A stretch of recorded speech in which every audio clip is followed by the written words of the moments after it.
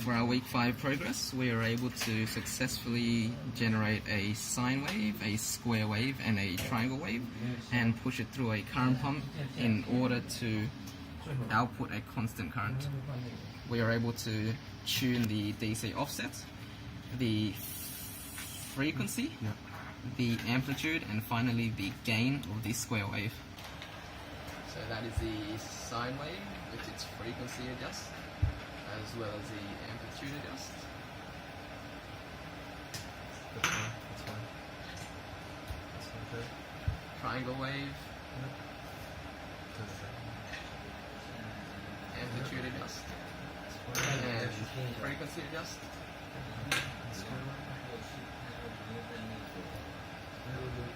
And square waves,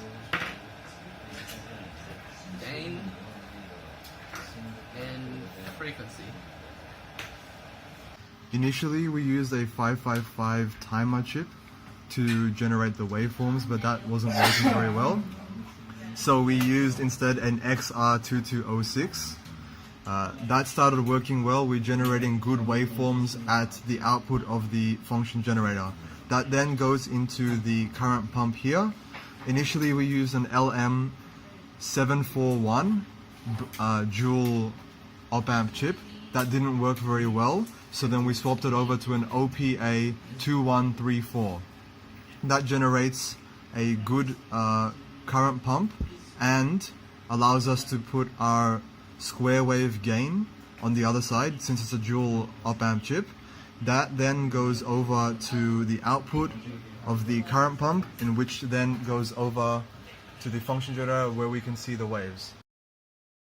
Firstly, we have used an unknown resistance. In this case, it is a cooked potatoes chip and it is drenched in deionized water for our load. Firstly, we'll be demonstrating the sine wave. To start with, we'll be adjusting the amplitude of our sine wave.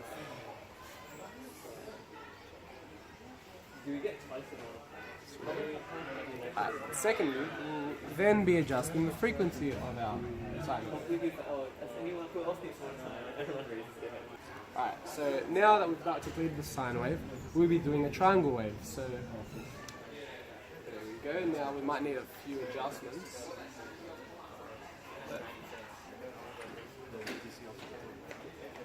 Alright, adjusting the DC offset.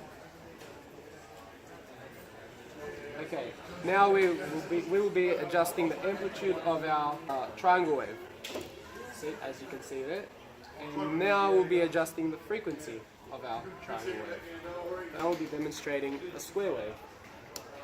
Okay, so we can see here, this curve indicates to us that the unknown resistor, or in this case the cooked potato, is showing properties of being a capacitor. So now we will demonstrate the amplitude of the square wave. Perfect. Next we'll demonstrate the frequency of the square wave. Okay, so here we have our on and off switch. This is currently in the on position. If we flick it up, it becomes in the off position. This switch controls changing it to a square wave. This switch being in the down position, and this switch being in the down position also will change the wave to a triangle wave. If we switch this in the up position, it becomes back to a sine wave. Okay, so while it is a sine wave, we can adjust the amplitude of this sine wave using this knob. We can also adjust the frequency of this sine wave using this knob. The DC offset is controlled using this knob here, and this last knob here is for it when it is a square wave, so you can adjust the square gain of that wave. We have our outputs here and our inputs from there.